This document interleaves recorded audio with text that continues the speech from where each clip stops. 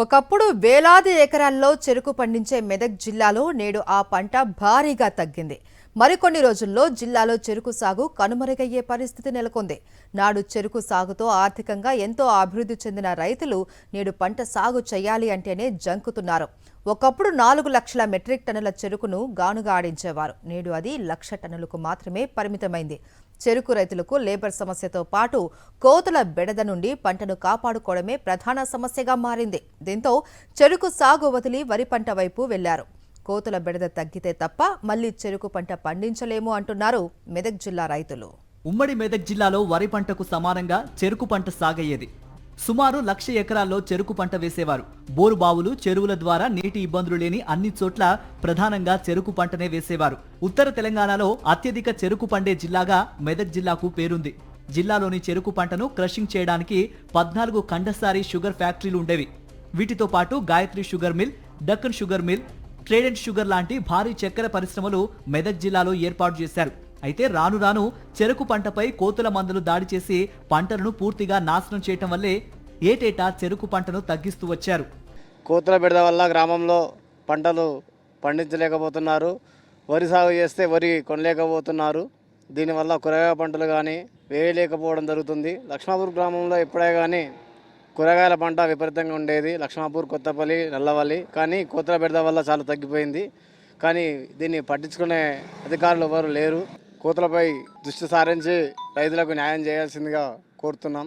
రైతులు చెరుకు పంటను క్రషింగ్ చేసేటప్పుడు లేబర్ కొరత సైతం పంటను తగ్గించడానికి ఓ ప్రధాన కారణం కాగా, వేలల్లో కోతుల మందలు చెరుకు పంటపై దాడి చేసి పూర్తిగా నాశనం చేయడంతో చెరుకు దిగుబడి తగ్గుతుందని రైతులు చెరుకు సాగు చేసేందుకు ఇష్టపడడం లేదు. ఉమ్మడి మెదక్ జిల్లాలో 2054 చదరపు కిలోమీటర్ల అడవి విస్తీర్ణం ఉంది. జిల్లా భూభాగంతో 22% భూమిలో అటవీ ప్రాంతం ఉండటం, ఈ అడవుల్లో లక్షల్లో కోతులు ఉండటం, అవి చుట్టుపక్కల గ్రామాల పంటలపై దాడి చేసి పంటని నాశనం చేస్తూ ఉండటం వల్ల కూరగాయలు, చెరుకు పంటలను పూర్తిగా తగ్గించేశారు. వ్యవసాయం చేయాలంటే చాలా ఇబ్బంది అవుతుంది మా రైతులకు. ఎందుకు సమస్య ఏంటంటే ఇప్పుడు కోతుల బెడద ఒకటి ఉంది. ఇప్పుడు ఐకేపీ సెంటర్లు కానీ ఏదైనా కానీ మేము ఇక్కడ పిఎస్సిఎస్ సెంటర్లు కానీ వడ్లు పోసినా కానీ తాటిపత్రులు కప్పితే కోతుల బాధతోటి మొత్తం తాటిపత్రులు కూడా దింపేస్తున్నాయి. ఇక్కడ ఒకప్పుడు నర్సాపూర్ నియోజకవర్గంలో చెరుకు పంట బాగుండేది, కూరగాయలు పండేది. మరి ఇప్పుడు పరిస్థితి ఏముందంటే ఈ కోతుల వల్ల మొత్తం వ్యవసాయం చేసులే బంద్ చేసారు.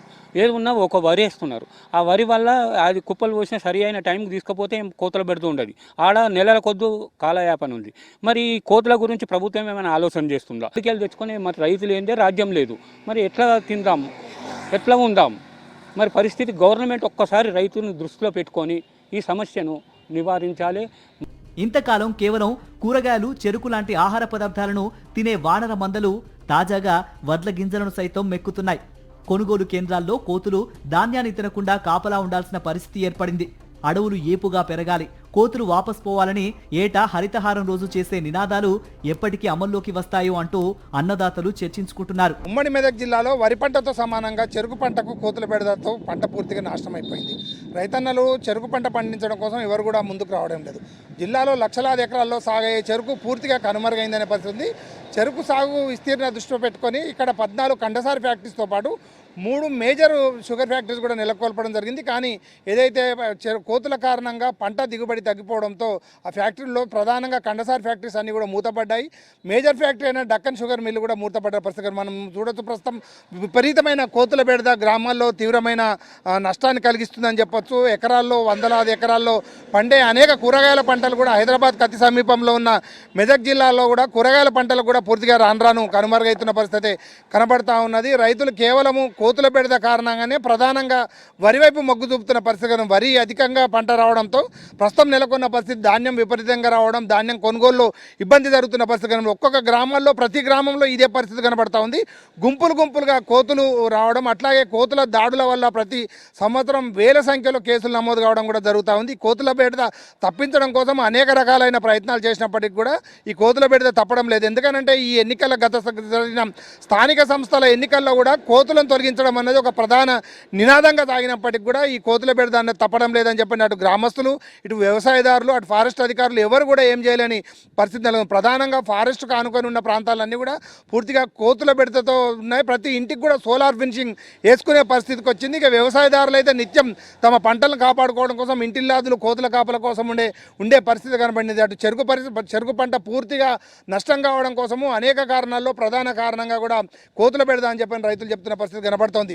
కోతుల నివారణ కోసం అడవులు పెంచాలని చెప్తున్నప్పటికీ కూడా అడవులలో కూడా కోతులు ఉండకుండా గ్రామీణ ప్రాంతాల మీదకి రావడం అన్నది మనం చూస్తున్న పరిస్థితి కనబడుతుంది. వీడియో జర్నలిస్ట్ నవీన్తో విష్ణు, సాక్షి టీవీ, నర్సాపూర్ నుండి.